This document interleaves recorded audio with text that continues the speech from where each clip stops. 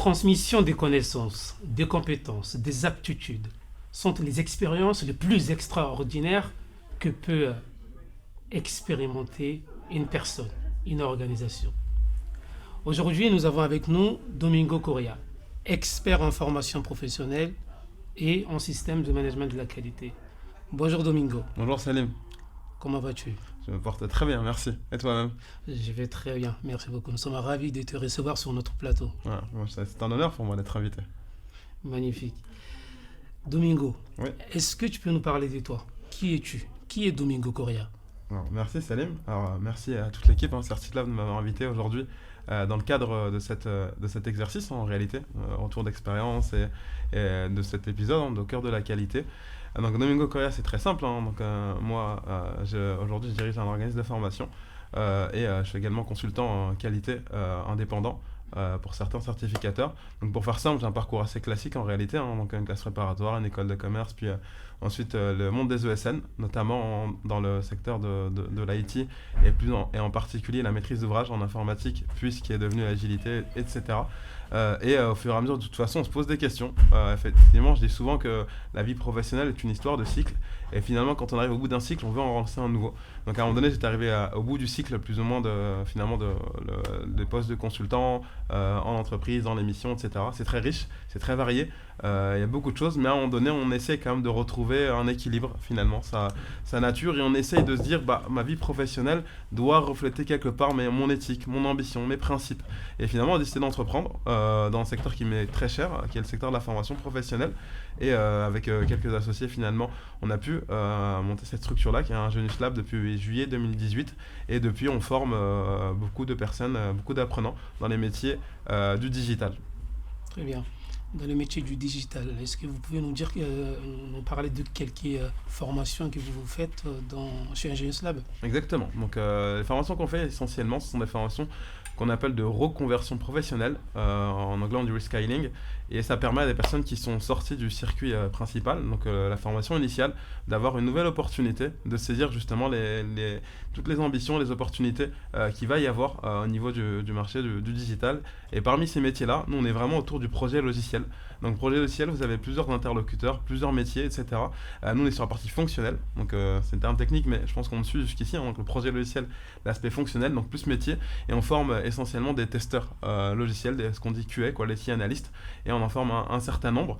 Et c'est un métier qui est en expansion, qui explose et qui est super intéressant, en tout cas, surtout pour la cible que nous on a, qui est la reconversion professionnelle, puisque ça permet de rentrer dans le marché de l'IT en restant très proche du métier, mais en apprenant tout ce qui va permettre finalement à un projet en informatique de se concrétiser. D'accord, très bien, très bien. Donc, quelque part, si dans mon expérience passée, je faisais de la livraison de pizza, est-ce que je pourrais quand même faire une reconversion professionnelle dans ce métier qui est porteur? Bien entendu. C'est-à-dire qu'aujourd'hui, quand on parle de reconversion professionnelle, on doit avoir en considération le fait que on va avoir des profils divers et variés. D'accord? On a une société qui va être assez corporatiste, assez discriminante au niveau des diplômes et des prérequis. En revanche, si on revient à la base, l'informatique, l'IT, c'est des métiers d'autodidacte. D'accord? Les premiers sites qu'il y a eu pour transmettre en masse la connaissance, parmi les tout premiers, il y a le site du Zéro, par exemple, que tout le monde connaît aujourd'hui sous le nom d'Open Classroom, qui eux ont maintenant des diplômes, des formations, etc. parce que la société a changé. Mais à la base, en informatique, on apprend les choses par soi-même. D'accord? On apprend, on se découvre, on teste finalement, Puis si ça fonctionne, on sait que ça fonctionne et puis on pourra reproduire. Et si ça ne fonctionne pas, finalement, on sait qu'il faut trouver une autre solution. Donc effectivement, les prérequis est un secteur à prendre en considération. C'est-à-dire qu'effectivement, plus on part de haut, quand je dis haut, je parle en termes de diplôme ou en termes de maturité professionnelle par rapport à ce qu'on a pu faire auparavant, plus la reconversion va être facilitée. Plus on part de loin, plus les organismes de formation doivent s'adapter pour proposer les parcours qui permettront justement de donner la plénitude en termes de maturité professionnelle, de compétences et d'état d'esprit, ce qu'on appelle le mindset, pour qu'ils puissent aller au bout. Donc si on est livreur de pizza, bien entendu, on peut, en travaillant bien, en étant rigoureux, et en mettant vraiment toutes les chances de son côté, et en travaillant, en faisant preuve de résilience, on peut très bien devenir ingénieur informatique aujourd'hui. Très bien, très bien. Connaissances, compétences, aptitudes. Peux-tu nous définir ces différents mots-clés? Donc effectivement, Quand on parle de formation professionnelle continue, ou tout simplement d'apprentissage, on a dit compétences, aptitudes, transmission. Donc effectivement, là on parle de la pédagogie finalement. Et la pédagogie, c'est le cœur finalement des écoles, c'est le cœur des organismes de formation. Et quand on parle de pédagogie, il faut bien prendre en considération que c'est transversal. Donc on parle même d'ingénierie, parce que finalement il y a une science de la pédagogie. Et cette science-là, effectivement, plus elle sera élaborée, plus elle sera travaillée, et plus ça facilitera. Si on parle de compétences, c'est qu'on peut mobiliser à un moment donné des savoirs qui vont pouvoir être finalement pratiqués en entreprise, être une plus-value pour la personne qui pourra les mobiliser.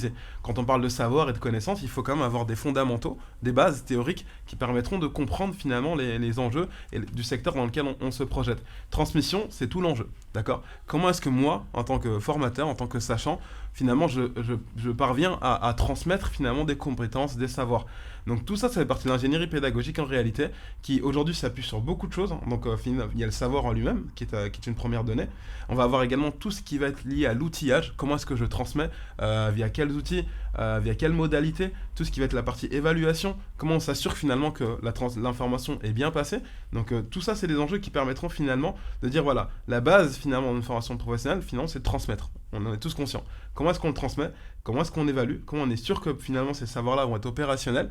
Et donc c'est le métier finalement des organismes de formation, des écoles, d'avoir une pédagogie agile, innovante, engageante, qui permettront d'à chaque fois de se dire on sait où on veut aller, d'accord ? Voici les skills et les compétences qui sont demandées pour tel métier.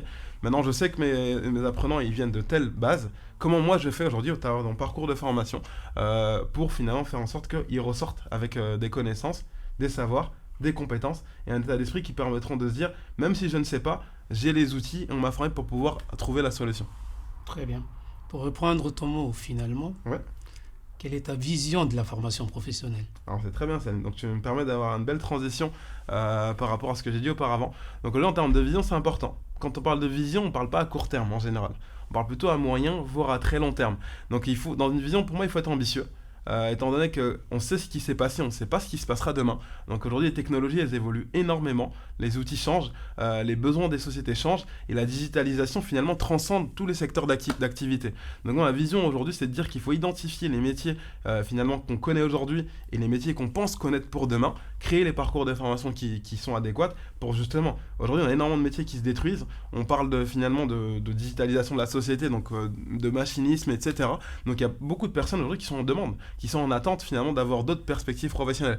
Donc nous, en tant qu'acteurs de la formation professionnelle continue, on doit pouvoir finalement faire le lien entre ces personnes-là qui sont à la recherche de nouveaux horizons professionnels et beaucoup ont beaucoup de potentiel et de talent pour justement faire le matching entre le marché de l'emploi, les attentes des entreprises, les attentes de la société, et on a d'un côté les personnes qui sont en attente finalement de formation et de perspective. Donc moi, la vision à moi, c'est de se dire aujourd'hui, effectivement, on a les filières classiques, donc la formation initiale avec le système LMD qu'on connaît, les licences, les masters, les doctorats, les écoles d'ingénieurs, ça c'est fléché. Mais aujourd'hui, quand on se rend compte de la diversité des métiers et la force à laquelle finalement le changement arrive, ça ne suffit pas aujourd'hui la formation initiale. On doit avoir l'ambition de se dire, même si une personne est un produit fini, entre guillemets, ou alors une ressource pleinement formée en sortie d'école d'ingénieur ou autre, il faut que tout son parcours de vie professionnelle, il y ait des temps où on flèche finalement ces parcours-là avec des certifications, avec des outils, avec des métiers. On doit monter en compétences pour nourrir cette première catégorie-là. L'autre catégorie, c'est vraiment la catégorie de reconversion professionnelle sur laquelle nous on se concentre, et il faut donner des perspectives aux gens. Il faut qu'ils puissent croire finalement en cette société du digital où on sait que des opportunités se créent, on sait que ça va beaucoup plus vite. Donc la vision, c'est de dire qu'aujourd'hui, peu importe ce qu'on fait, peu importe qui l'on est, on ait la possibilité finalement de faire une reconversion professionnelle dans les métiers de l'informatique, parce qu'on sait que ça augmente, les statistiques le prouvent, et aujourd'hui on a ce devoir de pouvoir justement créer les parcours de formation pour finalement faire le lien entre tout simplement l'offre et la demande.